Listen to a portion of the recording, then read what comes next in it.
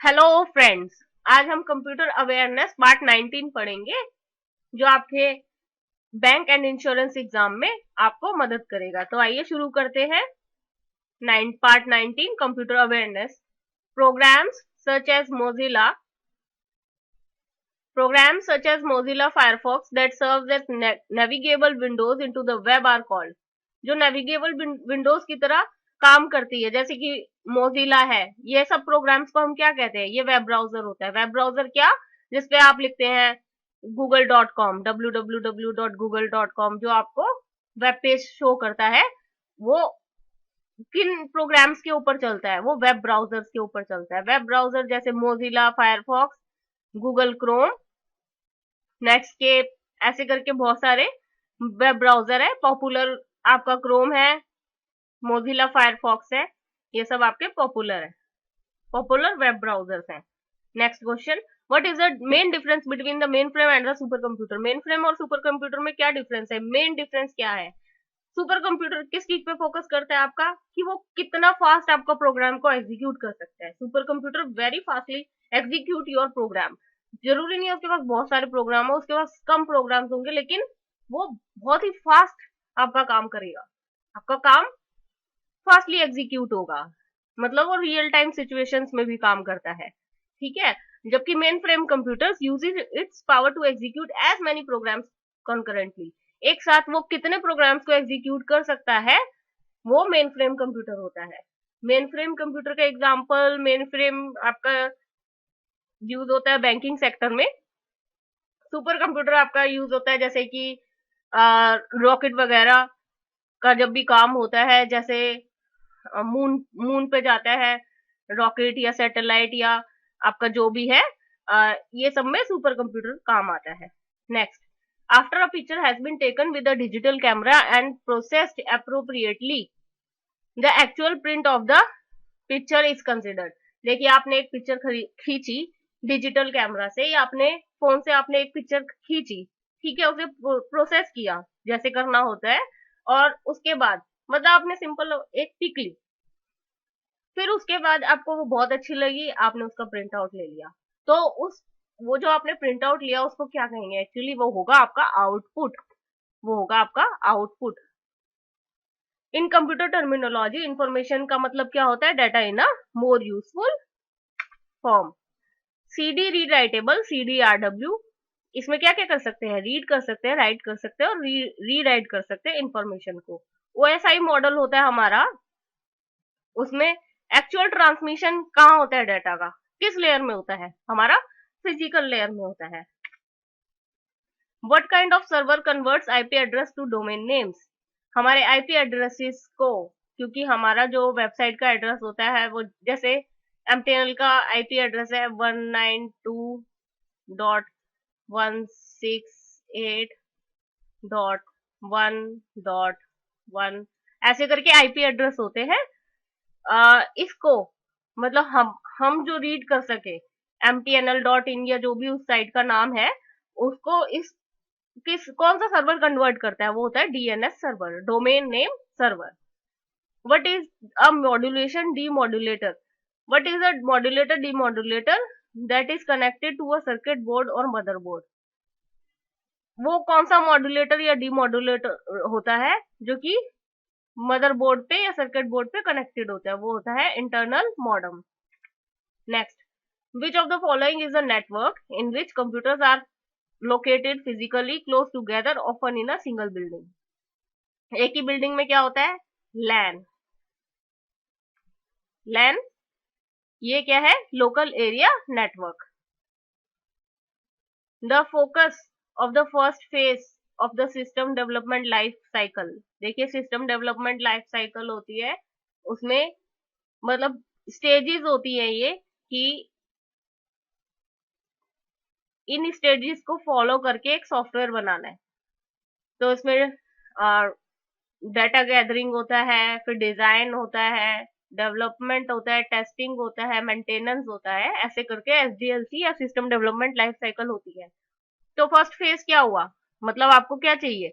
Identify problems and opportunities, यानी कि आपको देखना है, डाटा गैदरिंग करनी है, मतलब क्या प्रॉब्लम्स है और क्या हमें किस चीज के लिए सॉफ्टवेयर बनाना है, तो उसमें क्या क्या प्रॉब्लम्स है, क्या अपॉर्चुनिटीज है, यहाँ पे हम डाटा गैदरिंग करते हैं। ये फर्स्ट फेज होता है एसडीएलसी या सिस्टम डेवलपमेंट लाइफ साइकिल का। द प्रोसेस ऑफ, अब नेक्स्ट क्वेश्चन है, the process of analysing large data sets in search of new previously undiscovered relationship is known as data mining. इसको क्या कहते हैं? Data mining. Next, which of the following is not a function of an operating system. इनमें से operating system का क्या function नहीं है? Execute and providing services for application software.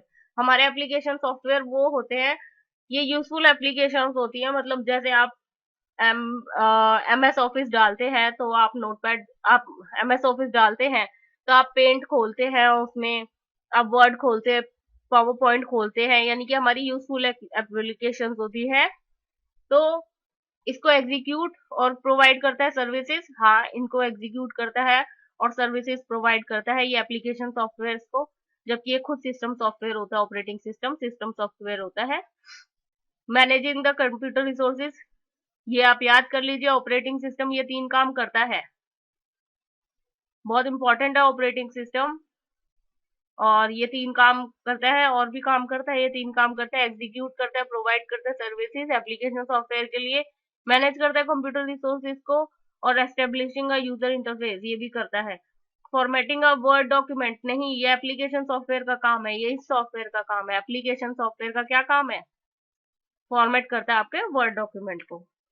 Next, software use for database management can store data, update it, और क्या करता है? Manipulate it, retrieve it, report it and print it.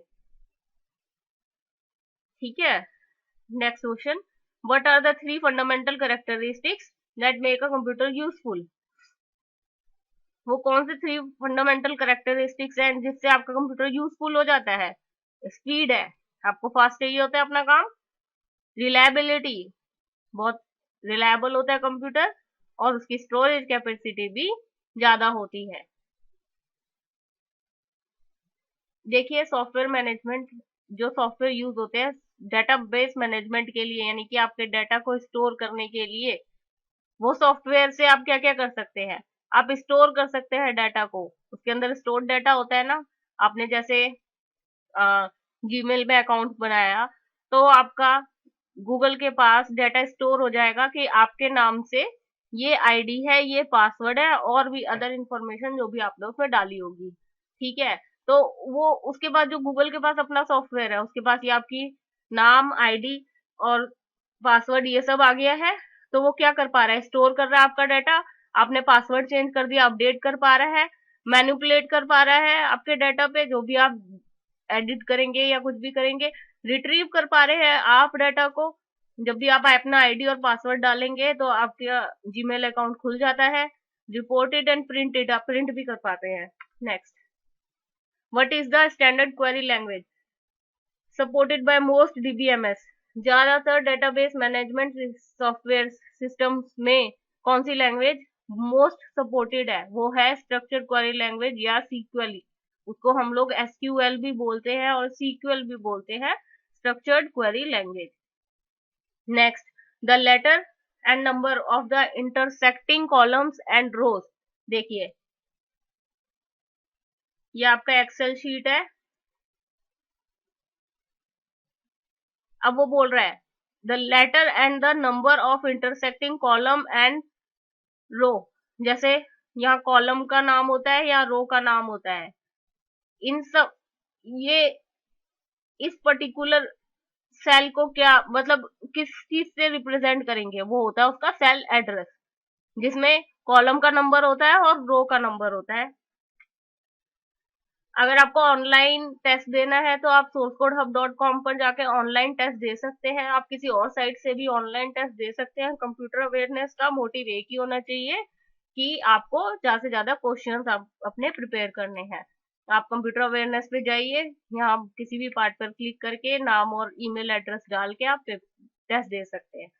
अगर आपको और भी ऐसे वीडियोस की जानकारी चाहिए तो आप इस चैनल को सब्सक्राइब जरूर कीजिए।